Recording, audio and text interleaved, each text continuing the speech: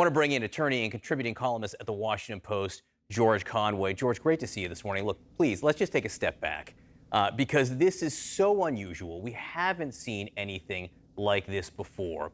So when you heard that the FBI executed a search warrant at the home of the former president, what questions does it raise for you? What standards in your mind must have been met?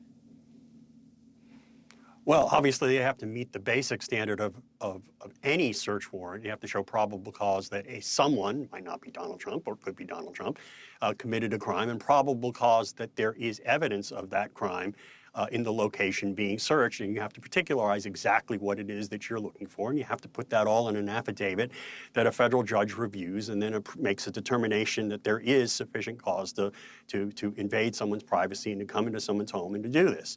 That's one thing. But again, this is a former president, and the political consequences, the national consequences of going over your skis on this are just too huge for anything but the most significant evidence, I think, that would justify Merrick Garland, who is a cautious cautious person, to authorize this, and it had to be authorized by him personally. And so you have to ask, what is it about this particular circumstance that has led the Justice Department to this step? Obviously, they don't quite trust him because they obviously don't think that subpoenaing him or requesting documents from him will get them the answers they want. But what is it that they want? Well, it probably isn't just that he took some documents in a rush and packed them in 15 boxes and shipped them to Mar-a-Lago without focusing on what was in them. Okay, there's got to be something more. Maybe it's the nature of the materials, or it could be that he sent some of them back and represented that. I'm not just speculating here. I mean, you know, he's not the most honest person in the world and not the most meticulous in obeying laws and rules. Maybe he didn't send them all back, and they're suspicious that he did it. That he didn't send them all back. In which case, he might be potentially liable for making false statements through his lawyers to the National Archives. We don't know. Again, we don't know. We need to see what the FBI presented to this federal judge. It could be that some documents were destroyed. It could be something completely different. It could be that maybe there's some overlap between the materials he kept in January 6th, that's even possible, although there's no indication of that.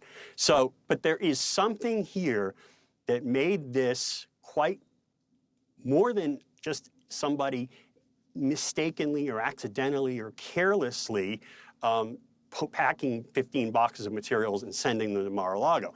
His excuse would be, hey, I'm President of the United States. I didn't focus on this. I was busy. But hey, what he was busy at was launching a coup. The narrative coming from his camp, coming from his son Eric, is this is a continuation of the National Archive issue. Would there potentially be an interest in putting that narrative out there, George, if really it might be something different? And would they necessarily even know if it was something different? They may not necessarily know, because the search warrant could be for all documents that were unlawfully retained pursuant in violation of the Presidential Records Act. And that could, basically everything he took from Mar-a-Lago. To Mar-a-Lago from the White House. And that could include January 6th materials. It may not. It just depends on what they think is there. And obviously they have some basis to conclude that there's something interesting there. And they took out, apparently, boxes and boxes of materials, which suggests that maybe he did not return all the materials, or maybe there is something in there that indicates that some nefarious intent was, he had some nefarious intent in bringing the documents to Mar-a-Lago. We just don't know at this point. If there were a classified document of some kind there that the former president had improperly kept, manipulated, destroyed, whatever, how and why would it be in the national interest for the FBI to get its hands on that? Well, I mean, that's, if there are classified documents there, or evidence that classified documents have been mishandled or mistreated or destroyed, that's a very serious thing. People have gone to jail for that, and people have gotten convicted of that. And if he did it with a large number of documents, and I think there's been some reporting that even the list of classified documents is so long, is long, and it's the documents, some of the documents may have been so sensitive that they couldn't actually describe the document without making a list that was classified. This could be there could be some very serious materials with some serious national security interests in jeopardy because of Donald Trump's carelessness, or worse. Why should this be viewed, or should it not be viewed, as these DOJ probes encircling or getting tighter around Donald Trump?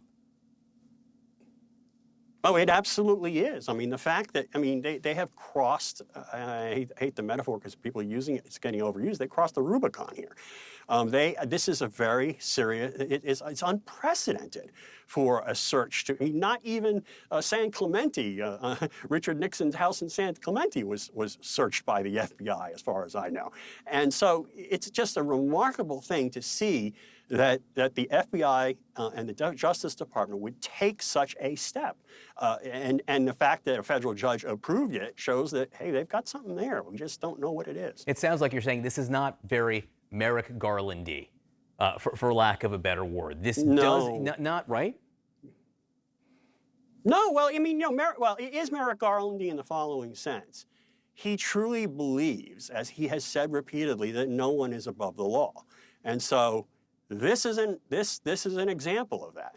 But it's also, it is not necessarily Merrick Garland-y in the fact that it's no matter what the predicate is, it's a bold step. So, he's not someone who does things rashly. So you have to tend to conclude that there is something there behind the curtain that would surprise us or shock us or something.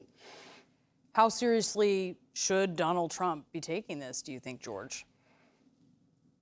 I think any time the Federal Bureau of Investigation comes to your house early in the morning and knocks on the door and starts rummaging through your home with a list of things that it's specifically looking for, you should be worried. You have heard, no doubt, since... And I'd be worried if I was him. Look, we keep saying that Donald Trump confirmed the execution of this warrant. He didn't confirm it. He announced it.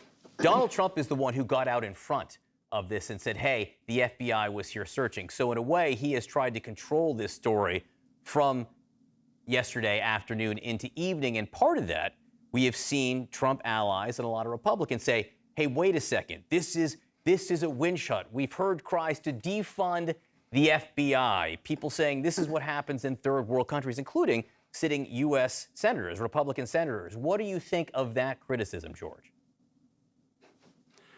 I mean, it's just absolutely disgraceful. I mean, these are the people who are complaining about people saying defund the police when the laws are being applied to people who don't hold political power and who don't have billions of dollars. And yet now they want to defund the FBI on absolutely no basis at all because they don't actually know what the facts are. They have no idea what the facts are. It's simply that their fearless leader his conduct has been called into question. And even though we have every reason to distrust Donald Trump. We have every reason to believe that he is a pathological liar and somebody who bends the law, bends the truth, distorts the truth. They are basically saying that that law enforcement is engaging in some kind of a political attack. Well, the fact of the matter is, there's no reason to believe that, and there's no basis for them to assert that. They're also saying, Donald Trump supporters, look at how Hillary Clinton was treated, right? And look at how Donald Trump was treated, making this apples to apples case as they see it. And they're saying that Donald Trump is being treated differently. How do you see it? I think Hillary Clinton would beg to differ. I mean, she went through a very lengthy investigation of a year and a half. She testified on this actually cooperated with a lengthy, intrusive investigation of her conduct, and ultimately, some people believe it cost her the 2016 presidential election. So she didn't get exactly off scot-free, and that's on the one hand. On the other hand, we don't know where this is going to lead yet, and we don't know what the evidence is. This could may not lead necessarily to a conviction of some sort, or it might. We don't know what he did, and we don't know, we don't know how sensitive these documents were compared to the various emails that were on Secretary Clinton's private server. We just don't know any of that. And to prejudge it in that way is just intensely hypocritical, because these people are the same people who were saying, lock her up. And so if you were to apply the same standards here, they should be saying, lock him up. George Conway, great to have you here helping us understand what we know and, frankly, what we don't know or still need to find out in this story, because there are so many questions out there. Thank you so much, George.